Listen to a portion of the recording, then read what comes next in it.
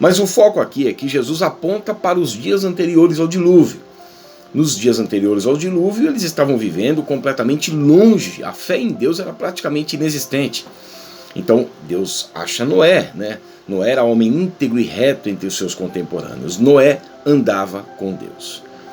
Aí nós pegamos uma população pré-diluviana na Pangeia, né? Que era um só continente. Depois veio o dilúvio e arrebentou tudo. Mas um só continente chamado Pangeia, em que a população pré-diluviana era estimada entre 700 milhões a 2 bilhões de pessoas. Casas com tijolos padronizados, saneamento básico. O ferro data de quase 5 mil anos, né? Nós temos o Tubal-Caim, que como é que você pode observar um minério na Terra e depois tirar aquilo e dar uma temperatura ideal para que se faça um objeto cortante? Tem que ser muito inteligente. Nós temos Jabal, o pai da agronomia, Jubal, o pai dos instrumentos de corda e de entretenimento.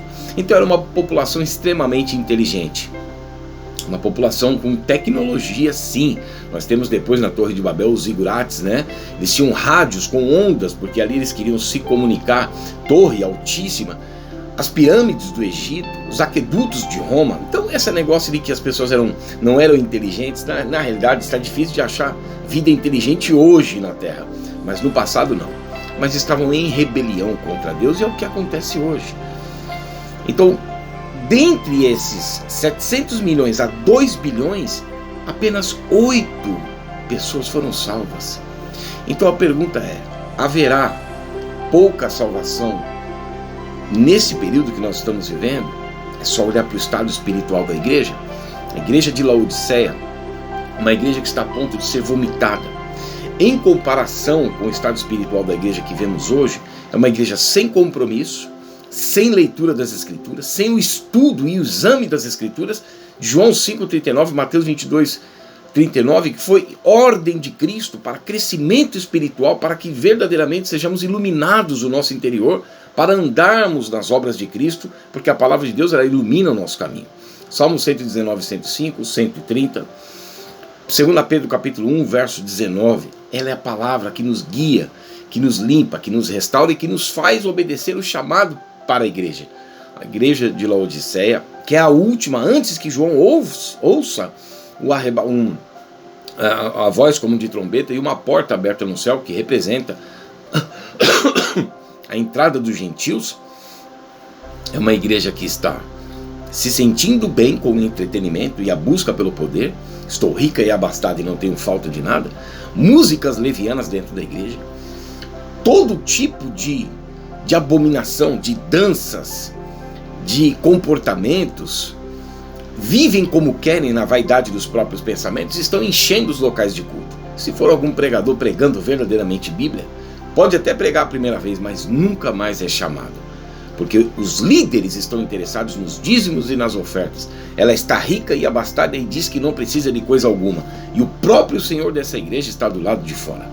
O Senhor está dando uma voz de comando e de arrependimento, dizendo que ela deve dele fazer aquisição de ouro, de vestes e de colírio, porque ela está cega espiritualmente, ela não está conseguindo enxergar a verdade do Evangelho, portanto ela está vivendo de acordo com as suas próprias paixões, e não vai haver salvação se as pessoas não estiverem no Evangelho de Cristo.